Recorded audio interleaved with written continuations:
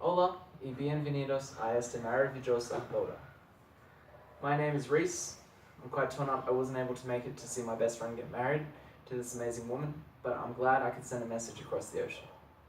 If you're the best man watching this, you are the backup best man. No hard feelings meant by it. I'm sure you're doing a bang up job, but you were the second choice. I'm also sure everyone looks absolutely amazing, especially Maha glowing in that beautiful dress.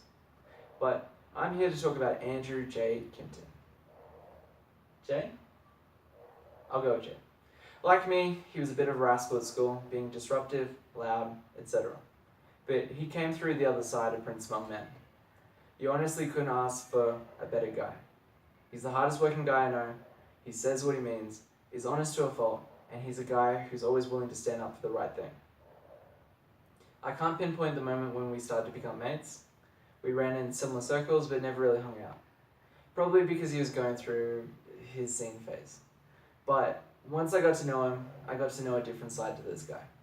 A side that was different to the kid who was popular but who always seemed to be very uncomfortable with that popularity.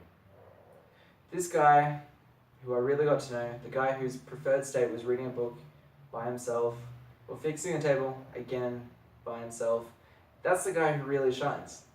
The one with his weird eccentricities but also his obsession with normality.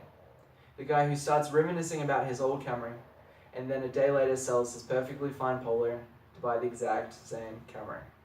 The guy who, once he decides to do something, sets his orientation and follows his direction against any and all advice. That was the guy who told me about this amazing girl he met called Maha.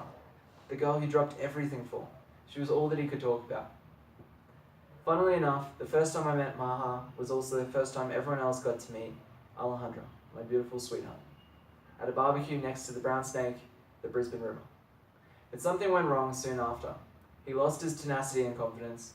Worried that he couldn't be the right man for Maha, he decided to try bow out like a gentleman. Again, against all advice. I want to make it clear and on the record that I told him that was the most moronic thing he could do.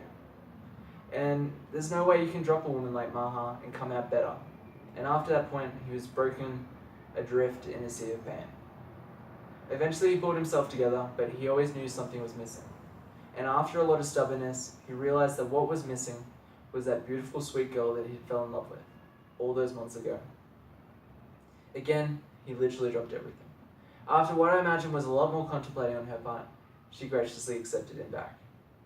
Now, Alejandra kind of resents Kimpton for doing this, because that put a pause on what would become a very good friendship between her and Maha, only recommencing just before we had to leave to make Colombia home. Maha is incredible. She's created a change in Kimpton that wouldn't be possible for anyone else. She broke through that wall and changed him into this happy, optimistic guy that he always deserved to be. The news that they're expecting their first child filled me with such happiness and pride, especially since I remember him confiding in me that he didn't think he'd be a great dad, but now I'm absolutely sure he will be, thanks to the changes Maha made in him. He'd already even started buying all the baby shit after he made the announcement.